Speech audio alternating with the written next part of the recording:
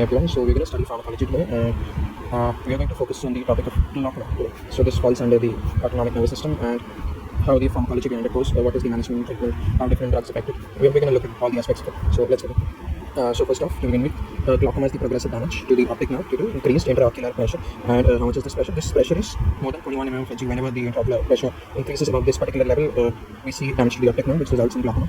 And this can happen either due to excessive production of aqueous humor or decreased drainage of aqueous humor. Right. Now, to manage this disease, we can either have two approaches. We can either decrease secretion or increased outflow. So we can either decrease the secretion of aqueous humor or increase the outflow of it via what? Via two means, via trabecular meshwork or via the canal that is present there. All right. So these two approaches have specific drugs mediating them. So to start with the first approach, decreasing of secretion, how can we do that? We can do that via beta blockers, we can do that via alpha-2 agonists, alpha-2 are the receptors, alpha-2 are the receptors that are present on the end organs. We can do that by carbonic anhydrase inhibitors, we can do that via, we can increase the outflow via miotics, we can increase the outflow via digoverfin, we can increase the outflow via prostaglandins. So these are the two approaches and the broad classification of drugs that we use. Now let's look at it in a more organized format. So we have aqueous secretion decrease. This is the first kind of management.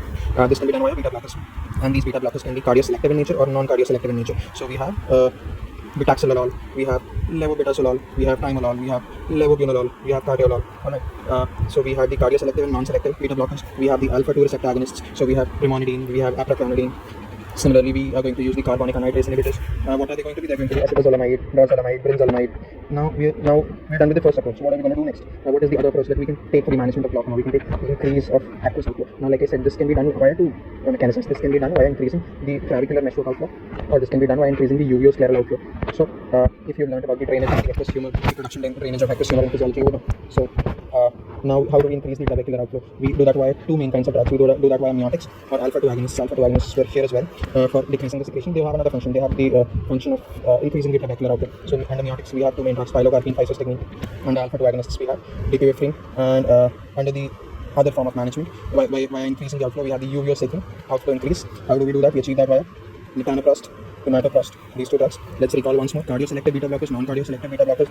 We have betaxolol, levobetaxolol. We have non-selective timolol, levobunolol, carteolol. Alright, we have alpha-2 agonists which decrease the aqueous secretion. We have brimonidine, we have apraclonidine, we have carbonic anhydrase inhibitors, we have acetazolamide, we have dorzolamide, we have brinzolamide. Alright, we have miotics, we have pilocarpine, we have physostigmine. These increase the trabecular meshwork outflow. We have alpha-2 agonists performing the same exact function as the miotics. We have digoverfin. We have uveosacral outflow increase mediated by latanoprost, bimatoprost. Alright, so this was the broad classification. I'll write it here for you. Broad classification of drugs that we use for the management of glaucoma. Now let's go a bit deeper into it. So we have different types of glaucoma. One of those types is primary open-angle glaucoma. So how do we manage them? We manage them by, first of all, to start with, beta blockers. Beta blockers is the first line of treatment for primary open-angle glaucoma. Remember that, it's very important. Now, what do beta blockers do? So these ciliary processes that are present in the eye contain beta-2 receptors, which are responsible for vasodilation, and alpha-2 receptors, which are responsible for vasoconstriction. Now, what ends up happening is when there is these beta-2 receptors present in the ciliary processes and we have beta blockers, so what's going to happen is that there is going to be vasodilation. Blood reaches the ciliary body. This is the normal function I'm telling you. And there is increase in aqueous humor secretion. Alright, since there is more blood reaching the ciliary body due to vasodilation of the vessels. But now what we have done is we have put in beta blockers and alpha agonists into action. Alpha-2 agonists, like we learned here. Alright. So what ends up happening is that these beta blockers inhibit this vasodilation because beta-2 receptors are responsible for vasodilation, like we learned. These alpha agonists end up causing vasoconstriction. As a result of it, we have decreased aqueous humor secretion over here. Now what drugs do we use here? Like we discussed before, we use timolol, betaxolol, levobetaxolol, levobunolol, carteolol, metoprolol. Alright, and out of which the longest acting is levobunolol. Let me start this one up for you. Alright, remember this. Now we use some drugs. Some drugs might have good effects, they might have bad effects. So those drugs are going to have adverse reactions as well. And what are the adverse effects going to be in this case? They're going to be, let me change the color of the highlighter, 1 second. Yeah. So they're going to be, in the case of alpha-2 agonists and beta blockers, cardioselective, non-cardioselective, they're going to be in general allergic blepharoconjunctivitis, precipitates asthma, transient stinging, and burning of eye. Alright. So there's that. Then we move on to prostaglandin analogs. So what do prostaglandin analogs do? For example, we have TGF2 alpha. What do they do? They lead to increase in the uveosacral outflow. Now, like we discussed before, since there is increase in uveosacral outflow, alright, this uveosacral outflow will lead to the drainage of aqueous humor. As a result, the intraocular pressure goes down. Alright, the IOC goes down. As a result, this function as management for glaucoma. Got the mechanism? Alright, so we have prostaglandin analogs where PGF2 alpha, the uveosacral outflow increases due to the action of PGF2 alpha. Now what ends up happening is this outflow increases. Glaucoma has been managed to a certain extent since the IOC decreases. What are the drugs that we use in this category? We use latanoprost, bimatoprost, or uniproston. Uniproston was not mentioned above. Is a new drug, uniproston. Then, now this was for what kind of glaucoma? This was also for primary open-angle glaucoma. Alright, then we have the adverse effects of the prostaglandin analogs. What are going to be adverse effects? Here, they're going to be growth of eyelashes, crystalloid macular edema, uveitis, iris pigmentation. Now, some particular adverse effects, there might be adverse effects in some people. Sometimes they're also beneficial to us. For example, the growth of eyelashes serves as a mechanism treatment of hypotrichosis. People with hypotrichosis, patients with hypotrichosis, this particular adverse reaction is beneficial for us in them. Then we have the alpha agonists. So the alpha agonists, for example, dipivefrin. What is the action of dipivefrin? It increases the trabecular outflow, decreases the aqueous secretion, increases the uveosacral outflow. So what is the overall action? The overall action is increase of outflow and decrease of secretion or production. Alright. The next drug we're going to move on to. Before that, let's look at some examples of alpha-2 agonists. We have eprathlonidine, we have brimonidine. Like I said, these are the effects we have. Then we have the adverse effects for the same. What do they do? There is epinephrine, which causes blackish pigmentation of conjunctiva due to conversion of adrenochrome. These drugs, what do? They lead to literal retraction, they lead to CNS depression, they lead to these particular effects, which is why they have these particular adverse reactions. We have carbonic anhydrase inhibitors. What are the examples that we learned about? Acetazolamide, brinzolamide, dorzolamide. Alright. Now here we also have something additional. We have the routes that they're given through. So acetazolamide is most prominently given by the oral route, whereas the dorzolamide is given by a topical route. Same for the brinzolamide, given by the topical route. What do we have next? What do they do actually? What is their action? They decrease the secretion of aqueous humor. What are these carbonic anhydrase inhibitors? What did we discuss them when we were discussing about them under the broad classification? We said they decrease the secretion. They decrease the secretion of aqueous humor, as a result of which the IOC decreases. Hence, this is a method of management. Method of management. For what? Method of management for what? Primary open-angle glaucoma. Alright.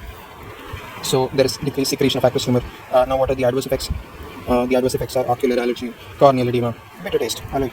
Now we move on to the next class of drugs. We have the meiotics here. Now what does meiotic or meiosis mean? What do they mean? They mean any drugs that, you tell me, come on, I'm giving you half a second here. What do they mean? They stand for any drug, any class of drug or any chemical substance that leads to constriction of pupil. Constriction of pupil. Alright. Due to which less light enters the eye and hits the retina. Alright. So meiosis stands for constriction of pupil. We have discussed that. So we have meiotics. Meiotics can be directly acting or indirectly acting. Directly acting, we have pilocarpine, which is a short acting drug. We have physostigmine, which is indirectly acting. It causes meiosis, and as a result, there is increased aqueous outflow. Alright. So why is this indirectly acting? We just saw why. Because physostigmine you give to the person, there is meiotic action. Meiotic action of the drug so there is meiotic action, physostigmine, as a result of which there is meiotic action, due to which there is increased aqueous outflow. Increased aqueous outflow, as a result of which this functions as a method of management of glaucoma. Method of management of primary open-angle glaucoma. So like everything we're discussing is about primary open-angle glaucoma. What are the examples of the drugs we're using? We have over here Demarcarium, we have ecothiophrate, we have now these are not used since acceleration of glaucoma development can take place as a result of these particular drugs. So these drugs, Demarcarium and ecothiophrate, are not used. What are the adverse effects? We write it here. The adverse effects are stenosis, headache and brow pain, induced myopia. Now we discussed different classes of drugs. We discussed what all till now? Beta blockers, alpha-2 agonists. We discussed carbonic anhydrase inhibitors. We heard about meiotic agents. There were two classes. There were direct, indirect. Here there were two classes as well. Cardioselective, non-selective. Alright, these classes we discussed. Now we're going to look at definitive treatment of glaucoma, primary open-angle glaucoma specifically. Let me highlight that. So first off, we have surgery. Laser peripheral iridotomy is there. What does it do? It also it is also a compulsion prophylactic procedure for the other eye, the unaffected eye. Alright. Then we have meiotic agents. Meiotic agents are used when they are used as pre-op to control the intraocular pressure before the surgery. For example, we have acetazolamide. We have osmotic diuretics for the same reason. The first line of treatment of the drugs of choice we have is IV acetazolamide. This is a meiotic agent. Alright. Now let's summarize this thing, the entire thing we learned with the table. We have meiotics. They can be directly acting. They can also be indirectly acting via ACH3 or the acetylcholinesterase inhibitors or anticholinesterase. So we have pilocarpine under the directly acting classification. What does it do? It increases trabecular outflow. And pilocarpine is a short acting drug like we discussed before, due to which there is fluctuations in intraocular pressure. The meiotics increase the risk of retinal tears in susceptible individuals. This is a new point. This we haven't discussed before. There is stenosis in the nasolacrimal system. What are the adverse effects? Blurred vision, induced myopia, headache and brow pain. Alright, there is cataract formation due to what? Due to excessive action of acetylcholinesterase inhibitors. Then we have beta blockers. We have non-selective, cardioselective beta blockers. Non-selective are for both beta 1 and beta 2 receptors. Cardioselective is just for beta 1 receptors. Non-selective blockers. Under that we have timolol, levobunolol, carteolol. Alright, we have metipranolol. Under the cardioselective blockers we have betaxolol. Alright. So what does it lead to? It leads to the decreased formation of aqueous humor or decreased secretion. Both of them, the non-selective and the cardioselective beta blockers. And what are the contraindications for beta blockers? We have asthma, bradycardia, congestive heart failure, diabetes. Betoxolol is less likely to precipitate asthma, but is less efficacious. Why do these take place? This happens due to induction of bronchospasm by the action of beta blockers. I don't know if you guys know this or not, but we have a set of actions known as dumbbells, which are caused by beta blockers. Alright, so we have diarrhea, urination, meiosis, we have bronchospasm, bradycardia, and we have lacrimation, we have sweating, we have excitation. Alright, so these are the effects of beta blockers. Alright, so this is why it is contraindicated in asthma, because there's bronchospasm, due to which the asthma is going to be precipitated. There's bradycardia, congestive heart failure, diabetes. Alright, what are the adverse effects?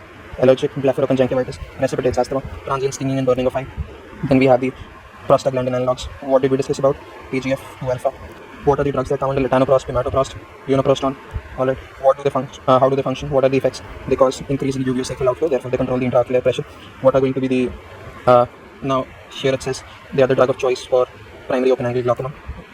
Here we discussed it was a meiotic agent that was the drug of choice. Why the difference? So when we talk about this here, this is the drug of choice when it comes to definitive treatment.